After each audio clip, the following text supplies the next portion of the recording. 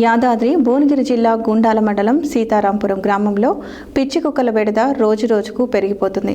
మంగళవారం రోజున గ్రామంలో పిచ్చి కుక్కలు దాడి చేయడంతో జగ్గు సోమయ్య, పెజ్ఞాపురం రాములు, మల్లెపాక ఉపేందర్తో పాటు మరికొందరు గాయపడ్డారు. గ్రామంలో పిచ్చి కుక్కల సంఖ్య విపరీతంగా పెరిగిందని, వీధుల్లో ఒంటరిగా తిరగాలంటే భయంగా ఉందని గ్రామస్తులు ఆవేదన వ్యక్తం చేస్తున్నారు. యాదాద్రి భువనగిరి జిల్లా గుండాల మండలం సీతారాంపురం గ్రామంలో పిచ్చి కుక్కల బెడద రోజురోజుకు పెరుగుతుంది. మంగళవారం రోజున గ్రామంలో పిచ్చి కుక్కలు దాడి చేయడంతో జగ్గు సోమయ్య, పెజ్ఞాపురం రాములు, మల్లెపాక ఉపేందర్తో పాటు మరికొందరు గాయపడ్డారు. గ్రామంలో కుక్కల సంఖ్య విపరీతంగా పెరిగిందని, వీధుల్లో ఒంటరిగా తిరగాలంటే భయం ఉందని గ్రామస్తులు ఆవేదన వ్యక్తం చేస్తున్నారు. ముఖ్యంగా చిన్నపిల్లలు, వృద్ధులు బయటకు వెళ్లాలంటే ప్రాణభయంతో వణికిపోతున్నారని తెలిపారు. పాఠశాలలకు వెళ్లే పిల్లలపై ఎప్పుడు దాడి చేస్తాయేమోనని తల్లిదండ్రులు ఆందోళన చెందుతున్నారు.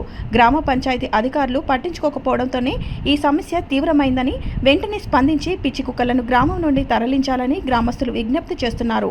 కుక్కల నియంత్రణకు శాశ్వత పరిష్కారం చూపాలని, లేకపోతే పెద్ద ప్రమాదాలు జరిగే అవకాశం ఉందని హెచ్చరిస్తున్నారు. గాయపడిన వారికి గూండాల ప్రాథమిక ఆరోగ్య కేంద్రంలో చికిత్స అందిస్తున్నట్లు సమాచారం.